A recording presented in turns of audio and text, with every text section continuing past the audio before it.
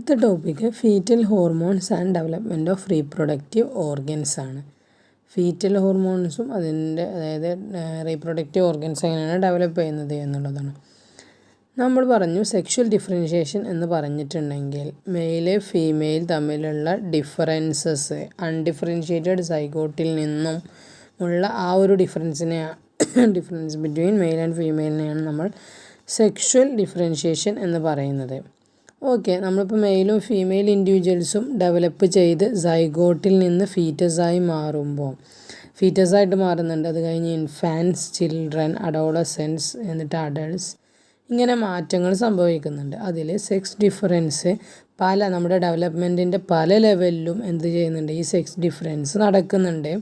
അതായത് ഇപ്പോൾ ജീൻസിൽ, ക്രോമസോംസിൽ, ഗോണാഡ്സിൽ, ഹോർമോൺസിൽ, anatomy, psyche, എല്ലാ കാര്യത്തിലും ഈ ഒരു സെക്സ് ഡിഫറൻസ് എന്നുള്ളത് എല്ലാ ലെവലിലും നടക്കുന്നുണ്ട്. ഇനി ടെസ്റ്റിസോ അല്ലെങ്കിൽ ഓവറിയോ ഫോം ചെയ്യുക എന്ന് പറഞ്ഞു കഴിഞ്ഞിട്ടുണ്ടെങ്കിൽ ഈ ഒരു ഡെവലപ്മെൻറ്റിൻ്റെ ഏറ്റവും ഇമ്പോർട്ടൻ്റ് ആയിട്ടുള്ള ഒരു ക്രിട്ടിക്കൽ സ്റ്റെപ്പാണ് formation of testis or ovary എന്ന് പറയുന്നത്. ഇനി സെക്ഷലി ഡൈമോർഫിക് ഹോർമോൺസ് എന്ന് പറഞ്ഞാൽ സെക്ഷൽ ഡൈമോർഫിസം എന്ന് പറഞ്ഞാൽ എന്താണ്, അതായത് ഇപ്പോൾ പുറത്തേക്ക്, അതായത് ഒരേ ജീവികൾ തന്നെ എന്ത് ചെയ്യുക, ഡിഫറെൻ്റ് ആയിട്ട്, അതായത് മെയില് വേറെ ഫീമെയിൽ വേറെ ആയിട്ട് കാണുന്നത്. അതായത് ഇപ്പോൾ നമ്മുടെ മയിലിൽ പീലിയുള്ളതും ഇല്ലാതെ നമുക്കറിയാലോ, അതേപോലെയുള്ള ആ ഒരു ഡിഫറൻസിനാണ് ശരിക്കും സെക്ഷൽ ഡൈമോർഫിസം എന്ന് പറയുന്നത്. അതായത് പൂവങ്കോയി, പിടക്കോയി, അങ്ങനെയുള്ള സാധനങ്ങളാണ് നമ്മൾ സെക്ഷൽ ഡൈമോർഫിസം എന്ന് പറയുന്നത്. അപ്പോൾ ഈ ഒരു സെക്ഷൽ ഡൈമോർഫിസത്തിന് ഒരു അൺഡിഫറൻഷിയേറ്റഡ് ഗൊണാഡ് ഒരു മെച്വർ ടെസ്റ്റിസോ അല്ലെങ്കിൽ ഓവറിയോ ആയി മാറുന്നതിൽ ആ ഒരു ട്രാൻസിഷനിൽ ഒരു കീ റോളുണ്ട് ഇങ്ങനെയുള്ള ഹോർമോൺസ്. അതായത് സെക്ഷൽ ഡൈമോർഫിക് ഹോർമോൺ എന്ന് പറയുമ്പോൾ മെയിലുണ്ടാവുന്ന അതേ ഹോർമോൺസ് ആയിരിക്കില്ല ഫീമെയിൽസിലുണ്ടാവും. അപ്പോൾ ആ ഹോർമോൺസിൽ തന്നെ ഡിഫറൻസ് ഉണ്ടാകും. അങ്ങനെ ഈ ഒരു ഇതിന് ഗൊണാഡ് മെച്വർ ടെസ്റ്റിസ് അല്ലെങ്കിൽ ഓവറി ആവുന്നതിൽ കാര്യമായ പങ്കുണ്ട്. ഇനി ഏർലി എംബ്രിയോക്ക് രണ്ട് ഡക്റ്റ് ഉണ്ട്. അതായത് ഇപ്പോൾ മുള്ളേറിയൻ ഡക്റ്റും വോൾഫിയൻ ഡക്റ്റും, നമ്മൾ നേരത്തെ പറഞ്ഞ മീസോനോഫ്രിക് ആൻഡ് പാരാമീസോനോഫ്രിക് ഡക്ട്സ്. അതിൽ മുള്ളേറിയൻ ഡക്റ്റ് അഥവാ പാരാമീസോനോഫ്രിക് ഡക്റ്റ് ഫീമെയിൽസിലാണ് നമ്മൾ പറഞ്ഞിട്ടുണ്ടായിരുന്നു. മുള്ളേറിയൻ ഡക്റ്റ് അല്ലെങ്കിൽ പാരാമീസോനോഫ്രിക് ഡക്റ്റ്, അതിൽ നിന്നുമാണ് ഫീമെയിൽ ആക്സസറി ഓർഗൻസ് ഡെവലപ്പ് ചെയ്യുന്നത്. അതേപോലെ വോൾഫിയൻ ഡക്റ്റിൽ നിന്ന് മെയിലിൽ വരുന്നതാണ് മീസോനോഫ്രിക് ഡക്റ്റ് എന്ന് പറയാം. ഈ മീസോനോഫ്രിക് ഡക്റ്റ് അല്ലെങ്കിൽ വോൾഫിയൻ ഡക്റ്റിൽ നിന്നാണ് മെയിൽ ആക്സസറി ഓർഗൻസ് ഡെവലപ്പ് ചെയ്യുന്നത്. ഇമ്പോർട്ടൻറ്റ് പോയിൻ്റാണ്. അതായത് മുള്ളേറിയൻ ഡക്റ്റിൽ നിന്നാണ് ഫീമെയിൽ ആക്സസറി ഓർഗൻസ് ഡെവലപ്പ് ചെയ്യുന്നത്. വോൾഫിയൻ ഡക്റ്റിൽ നിന്നാണ് മെയിൽ ആക്സസറി ഓർഗൻസ് ഡെവലപ്പ് ചെയ്യുന്നത്. ഇനി ഏതൊക്കെയാണ് ആക്സസറി സെക്സ് ഓർഗൻസ് എന്ന് നോക്കാം. അതിൽ മെയിൽസിൽ നമ്മൾ പഠിച്ച കാര്യം തന്നെയാണ്, ജസ്റ്റ് പേര് പറഞ്ഞു പോകേണ്ട കാര്യമുള്ളൂ. മെയിലിലെ ആക്സസറി സെക്സ് ഓർഗൻസ് എന്ന് പറഞ്ഞത് epididymis, vas deferens, seminal vesicles, prostate gland, penis ആണ്, പെനിസ് എക്സെട്ര. പിന്നെ ഫീമെയിൽസിലാണെങ്കിൽ vagina, uterus, fallopian tube etcetera.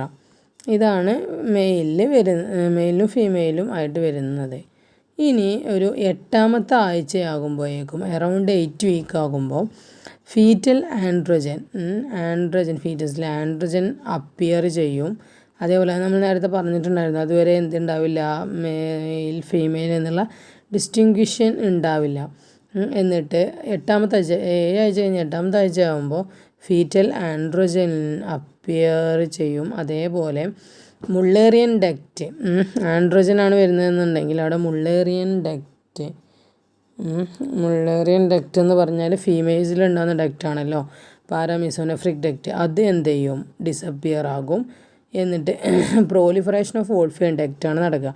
അതായത് വോൾഫിയൻ ഡക്റ്റ് എന്ത് ചെയ്യും, കുറച്ചും കൂടെ ശക്തി പ്രയോഗിക്കും. മീൻസ് വോൾഫിയൻ ഡക്റ്റിൻ്റെ ഡെവലപ്മെൻറ്റ് കാര്യമായിട്ട് നടക്കും. അത് മെയിലിൻ്റെ കേസിൽ, അതായത് ഇപ്പോൾ ഫീറ്റസിൽ നടക്കുന്ന കാര്യമാണ്. അതിലിപ്പോൾ മെയിൽ ഫീമെയിൽ എന്നുള്ളത്. അപ്പോൾ ഇങ്ങനെയുള്ള കേസിൽ ഇവിടെ എന്ന് പറഞ്ഞു കഴിഞ്ഞിട്ടുണ്ടെങ്കിൽ ഇപ്പോൾ ഈ പറഞ്ഞ കാര്യങ്ങളെന്ന് പറഞ്ഞു കഴിഞ്ഞാൽ ഒരു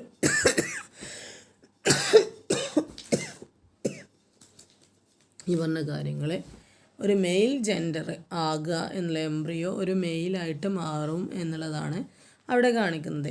ഇനി ആൻഡ്രോജൻ ഇല്ല എന്ന് നോക്കുക. ഇങ്ങനെ ഒരു ആൻഡ്രോജൻ എന്ന് പറഞ്ഞ ഹോർമോൺ അവിടെ ഇല്ല എന്നുണ്ടെങ്കിൽ ആ ഒരു ജെൻഡർ ഫീമെയിൽ ആയിരിക്കും. കാരണം ആൻഡ്രോജൻ ഇല്ല എന്നുണ്ടെങ്കിൽ മുള്ളേറിയൻ ഡക്റ്റിന് എന്ത് ചെയ്യാൻ കഴിയില്ല, പ്രോഗ്രസ് ചെയ്യാൻ കഴിയില്ല. മുള്ളേറിയൻ ഡക്റ്റ് പ്രോഗ്രസ് ചെയ്യില്ല. വോൾഫിയൻ ഡക്റ്റ്, മുള്ളേറിയൻ ഡക്റ്റും വോൾഫിയൻ ഡക്റ്റും ഉണ്ടല്ലോ. അപ്പോൾ മുള്ളേറിയൻ ഡക്റ്റിന് പ്രോഗ്രസ് ചെയ്യും. മുള്ളേറിയൻ ഡക്റ്റാണ് പ്രോഗ്രസ് ചെയ്യുക. വോൾഫിയൻ ഡക്റ്റ് റിഗ്രസ് ചെയ്ത് പോവുകയാണ് ചെയ്യുക. വോൾഫിയൻ ഡക്റ്റ് പറഞ്ഞാൽ മെയിൽ ഉണ്ടാകുന്നതാണ്, ഫീമെയിൽ ഉണ്ടാകുന്ന മുള്ളേറിയൻ ഡക്റ്റ് ആണല്ലോ. അപ്പോൾ മുള്ളേറിയൻ ഡക്റ്റാണ് അവിടെ എന്ത് ചെയ്യുക, പ്രോഗ്രസ് ചെയ്യുന്നത്. കാരണം അവിടെ ആൻഡ്രോജൻ ഇല്ല.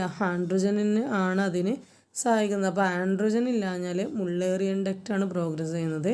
വോൾഫിയൻ ഡക്റ്റിന് പ്രോഗ്രസ് ചെയ്യാൻ കഴിയില്ല, അത് റിഗ്രസ് ചെയ്തിട്ട് പോവുകയാണ് ചെയ്യുക. എന്ന് വെച്ചാൽ ഇപ്പോൾ നമ്മളൊരു ഷോർട്ടാക്കി പറയുകയാണെന്നുണ്ടെങ്കിൽ നമ്മളിപ്പോൾ ഇത്രയും പറഞ്ഞ കാര്യം തന്നെ നമ്മൾ മനസ്സിലാക്കേണ്ട കാര്യം, ആൻഡ്രോജൻ്റെ പ്രസൻസ് അല്ലെങ്കിൽ ആബ്സെൻസ്. ആൻഡ്രോജൻ എന്ന് പറയുമ്പോൾ testosterone.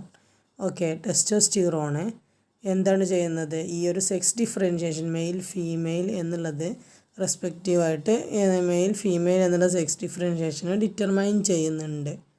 Okay, presence or absence of androgens. ഇനിയും ഇതിലെ മെയിൽ ഫീറ്റസിലെ ഫീറ്റൽ ആൻഡ്രോജൻ, മെയിൽ ഫീറ്റസിലെ എന്ത് ചെയ്യാണ്, ഫീറ്റൽ ആൻഡ്രോജൻ്റെ ആക്ഷൻ കാരണം male accessory sex organs develop ചെയ്യും. നമ്മൾ നേരത്തെ പറഞ്ഞു. പക്ഷേ ബർത്തിന് ശേഷം ഈ ഹോർമോൺ സെക്രീഷൻ കുറയും. അതേപോലെ ആക്സസറി സെക്സ് ഓർഗൻസും എന്താ പറയുക, അതിൻ്റെ വളർച്ചയും അതും അതിൻ്റെ ഗ്രോത്തും എന്ത് ചെയ്യും, നിൽക്കാൻ തുടങ്ങും. ഓക്കെ, മെയിൽ ഫീറ്റസിൽ ഫീറ്റൽ ആൻഡ്രോജൻ ഉണ്ടെങ്കിൽ മാത്രമാണ് മെയിൽ സെക്സ് ഓർഗൻസ് ഡെവലപ്പ് ചെയ്യുന്നത്. ആദ്യം പറഞ്ഞു. പിന്നെ ആഫ്റ്റർ ബർത്തിന് ശേഷമാണെന്നുണ്ടെങ്കിൽ ഈ ഒരു സെക്രീഷൻ കുറയും, ഷാർപ്പായിട്ട് കുറഞ്ഞു വരും. പിന്നെ അതേപോലെ ആക്സസറി ഓർഗൻസ് ഗ്രോത്ത് നിൽക്കാനും തുടങ്ങും. പിന്നെ വരുന്നതാണ് ആൻറ്റി മുള്ളേറിയൻ ഹോർമോൺ.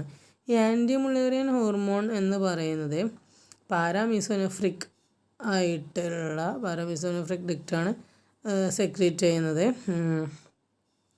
എന്ന് വെച്ചാൽ സെക്രീറ്റ് ചെയ്യുന്നത് ശരിക്കും ടെസ്റ്റിസ് ആണ്.